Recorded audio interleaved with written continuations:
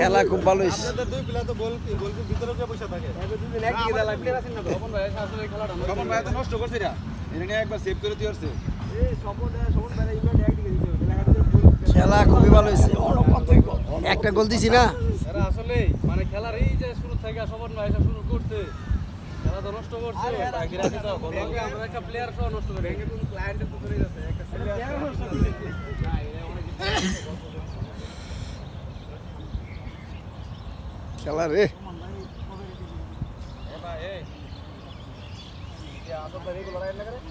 হ্যাঁ আসবো আসবো।